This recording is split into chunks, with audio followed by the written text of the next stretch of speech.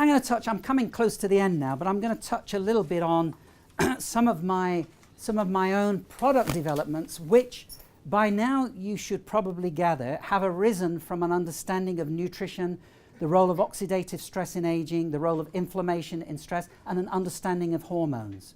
Okay, so why do I dislike Botox?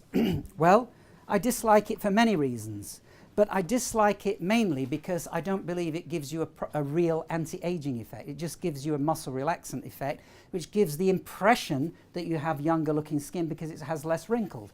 But it's doing absolutely zero to restore youthful integrity to the skin. Would you agree with that? It's a mask effect.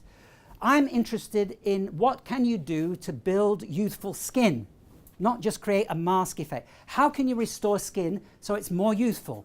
Now, the other thing I dislike about Botox, it is not without the risk of side effects.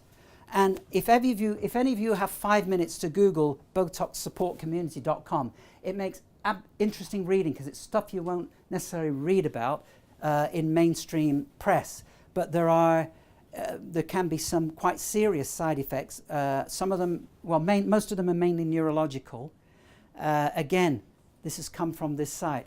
A lot of it is to do with retention of Botox in the nervous system, creating some brain effects, anxiety, increased risk of depression, but also neuralgias, etc. So that's another thing I don't like about it. And also the fact that it's not a real anti-aging effect. Now, one of the problems with restoring youthful skin, I forgot I had this moving graphic in there. That's electron micrograph of the skin surface. Doesn't look too hot, does it really? But that's the skin surface. But here this is the sort of layer. It's meant to be a barrier, the skin. One of the challenges with creating a cream, and by the way, ladies and gentlemen, most creams on the market do nothing more than hydrate. The reason is because it's very difficult to penetrate that barrier significantly unless you use the right vehicle to do it. Just to remind you, this is a slide which shows women who, this is collagen content of skin in women on hormones or HRT, collagen content of skin women who don't have hormones. The hormones build collagen content of skin. So that should give us a clue. Now that just shows you when you estrogen increases pro-collagen, collagen and actin in the skin. It also increases high molecular weight hyaluronic acid, which is anti-inflammatory and hydrates the skin. So estrogen has that effect.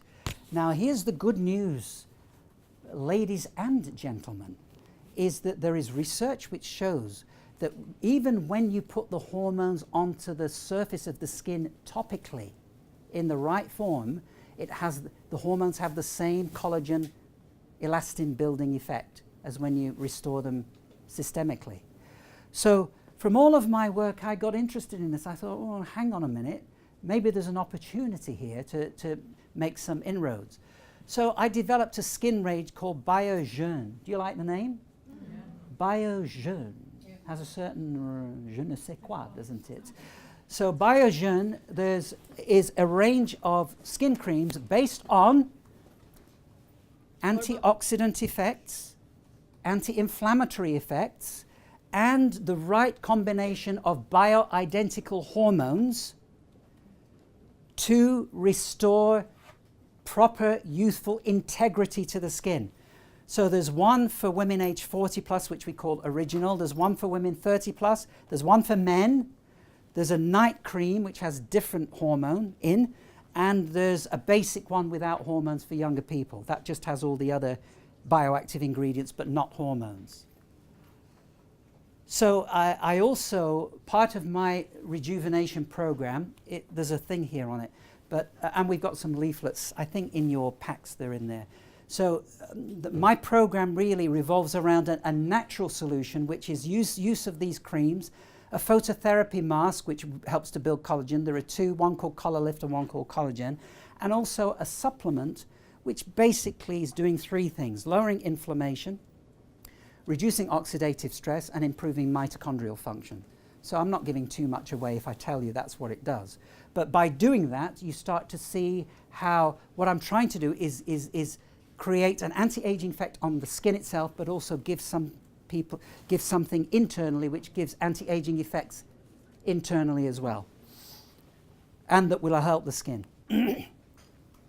So you don't need invasive therapies. This is before and after, 3 months in the top one on bottom left and 2 months on the right.